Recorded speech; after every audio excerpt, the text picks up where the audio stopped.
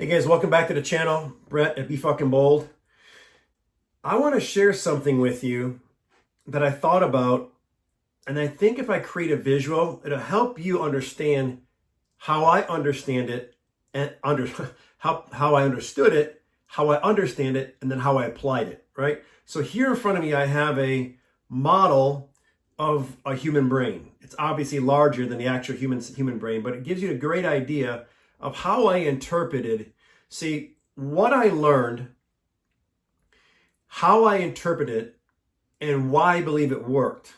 So if you follow me, you know my story: debilitating depression, paralyzing anxiety, major suicidal ideation, chronic insomnia, PTSD, the list is long, right? On the other side of it, medication-free after being prescribed over 25 different medications. So I saw it as I visualized my brain.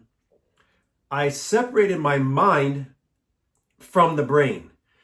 You see, the mind to me is like a thought factory. The thoughts, when they land as a feeling on the subconscious mind, then the subconscious mind is going to produce a result and kick those feelings into an action. You're going to get an action as a result of the feeling that's placed on the subconscious mind.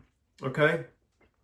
So let's break it down real simply. Let's say you wanted to increase your biceps. If you go to the gym, you want to get bigger biceps. You're going to go to the gym, and through weight resistance training, you're going to grab either all of the above, dumbbells, barbells, and cables, right? And you're going to work your biceps out, and through the weight resistance training, the bicep is going to grow, develop, become more muscular. The key word here is resistance. Weight resistance training is the only way that bicep's going to get an increase in strength and size. Okay, you with me? If you're going to change a thought process, a paradigm, a mindset, you're going to also have to change what you're doing.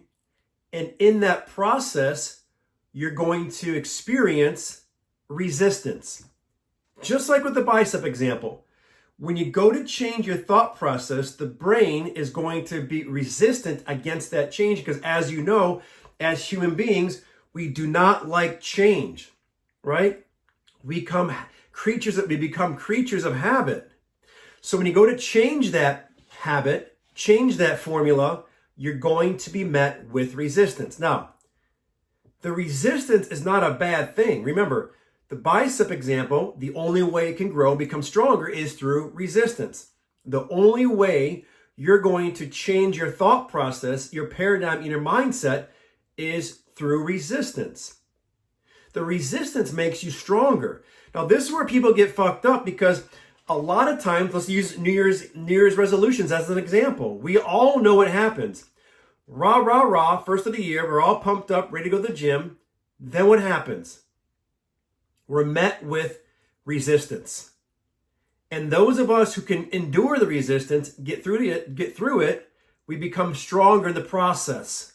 Those of us who don't get through it and we get beat up by the resistance, then we quit and give up. It's very simple. Nothing's different here as well. When you're going to recreate a new brain, you're going to be met with the resistance. Okay?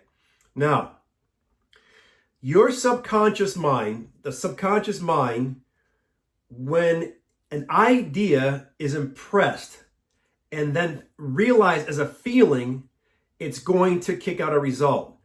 Anytime the subconscious mind feels something, okay, whether it's good or bad or indifferent, it's still a feeling, and the subconscious mind is then going to produce a result. All right? That's very important you understand that, because every feeling you have that's impressed upon the subconscious mind is going to produce a result. So look at the feelings you have right now. It's a clear example. Right now, you are feeling, you fill in the blank, hopeless, depressed, anxious, sad, fearful, worried, fill in the blank. without even saying it, you're feeling it, right? So by feeling it, you're basically saying without words, I am, fill in that blank, depressed. I am anxious. I am sad. I am fearful. I am. The subconscious mind hears that, it feels it, and then it produces it. You guys picking up what I'm putting down? It's very important you hear that, because when you can recognize that, become aware of that through consciousness, become aware and become conscious of the process. And now you can sit back and say, it makes sense. It makes total sense. I hear the thoughts in my mind. I feel that. I believe those thoughts. Remember, it's a feeling. I feel and believe them. Subconscious mind is hearing that, recognizing that, and then the subconscious mind has to go into a volition to act upon how you're feeling. It's amazing. It really is.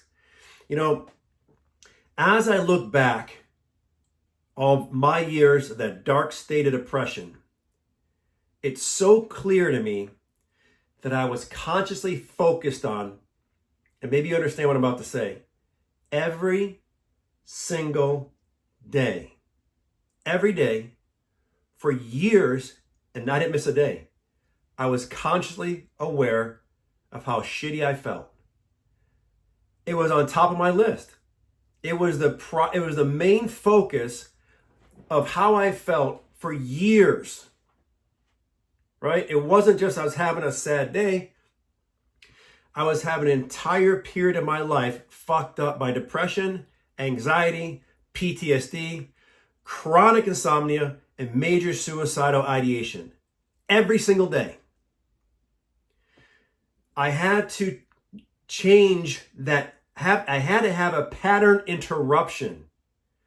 See, when you have an emotional, right? You want to have a mental adjustment. Mental adjustments going to create an emotional override. Now, what do I mean by that? Maybe some of you understand where I'm going with this. Because right now, your thought process, your paradigm, your formula is habitual, right? So you want to have a pattern interruption, an emotional override through a mental adjustment. The only way, and I'm not saying this is the only way for everybody, the only way that I could find any type of relief to create that mental adjustment, the pattern interruption for an emotional override, was through in my meditations. I would literally escape. It was the only place I could find emotional freedom, a break, a slight tiny break. In the beginning, it was so minute. But you know what? When you're starving and somebody gives you a cracker, you're going to eat that damn cracker. It's whatever I could possibly get. I didn't care how long it was. I just wanted something, some type of relief. And I started to recognize that I could get that relief in my meditations. And the more I did that meditation, the more I tweaked it and created it to the way I'm wired. I added in, I told you this, you follow me, you know, the powerful affirmations, right? The deep visualization and the consistent meditation replaced all my medication. This microphone's kind of getting in my way here. Stay. So what I'm gonna say is this. I want to share this with you because it's so important you hear this. If you're wanting to have a pattern interruption, there is a formula for this. Okay? And I want you to understand something. Depression is not your destiny. There's a way to get out of it. I'm a firm believer of that. I'm not just speaking theory, I'm speaking experience. I got through it. I'm on the other side of it. I'm sharing my story with everybody that's on these videos and on these channels, different platforms, who's going through it, because I want you to understand, coming from the heart, you have everything within you to help you get through the other side of whatever you're going through. And I'm saying that with conviction and true commitment, because it It is my mission and purpose to break the stigma and to give you the hope, courage, and belief that you can get through this. You know, if you have, I've been getting a lot of DMs, and I appreciate that. And the handful of there's a lot of DMs, but most of the DMs I'm receiving are for people who are asking me why they're feeling sick. They hear me talking about that I wasn't just depressed. I was literally, my body was riddled with sickness, a sick feeling. It was awful. So if you're going through it, I understand it. And I recommended to somebody, it was either today or yesterday, when you go to get Joe Dispenza's You Are the Placebo, that book, and you listen to all the examples and real life stories of people who thought they were taking a medication, got themselves feeling better, and then they were told it was just a placebo sugar pill. It goes. There's so many examples of that in that book. It goes on and on and on about how powerful our imagination is. So that's the good news for you, because if you can understand and tap into your most creative power, that imagination will get you out of what you're in. If you use it to your advantage, not to your disadvantage, right? You want to understand how to use it in your favor. And again, I'm going to say it again. Your senses are telling you how depressed you are, how bad you feel. You want to have an emotional override by having a mental adjustment, recognizing that your senses are focused on how bad you feel. Take the creative imagination, the power you have, sit in that meditation, ask yourself, how would I feel if I wasn't feeling depressed? What does emotional freedom feel like to me right now? And go with it. Allow yourself to realize and feel and experience it, even if it's just a tiny moment. Gets bigger and gets bigger and bigger. And before you know it, it's your new norm to feel emotional freedom, because you no longer are stuck in a cycle of depression, anxiety, PTSD, worry, fear, on and on and on. So that's what I wanted to share with you guys today. I hope I was able to share something of value that you can start to apply and use to help you elevate you, ascend to a higher level of living. All right? As I end this video, I'm going to leave you with a quote of the day. And it comes at the end of most all of my videos, right? Be fucking bold. And I will see you in the next video.